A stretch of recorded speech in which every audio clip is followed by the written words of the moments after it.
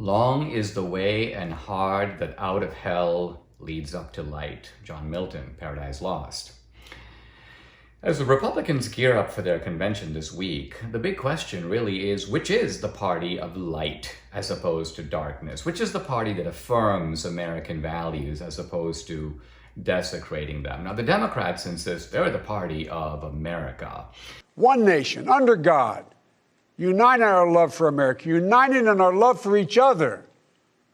For love is more powerful than hate, hope is more powerful than fear, and light is more powerful than dark.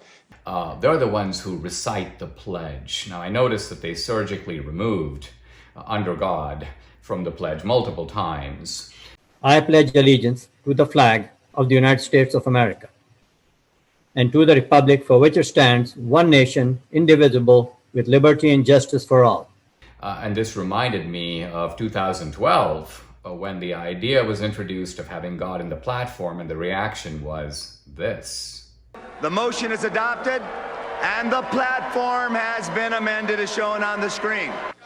Now, what does it mean for a party that condones the burning of the flag, the knocking down of national monuments, the desecration of the founder of the country, the refusal to stand for the national anthem, to claim the American mantle? To this, I get the response from the left, well, Dinesh, dissent is the highest form of patriotism. Actually, no, it isn't. Dissent is permitted under the Constitution, but what makes it the highest form of patriotism? Is being a dissenter inherently a good thing?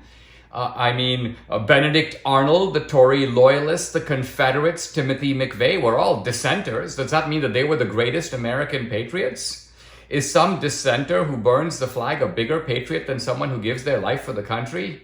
This kind of nonsense has gotten so in the American bloodstream that we tend to nod with appreciative idiocy without thinking critically about it.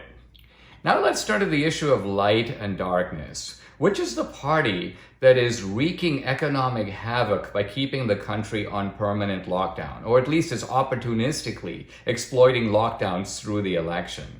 Which is the party that's burning American cities? And these are people who talk about, women and minorities are the most disadvantaged. Who do you think is being hurt when you burn Portland and Seattle and San Francisco and Chicago and New York City? Isn't the impact disproportionately felt by the poorest, the most vulnerable, the minorities? Of course.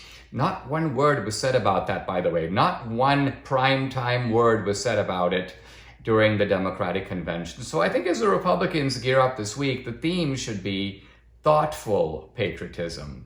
We are the party of light and hope. They are the party of darkness. And ultimately, they are also the party of moral inversion that tries to make evil into good and darkness into light. And ultimately, the undermining of America into the highest form of patriotism.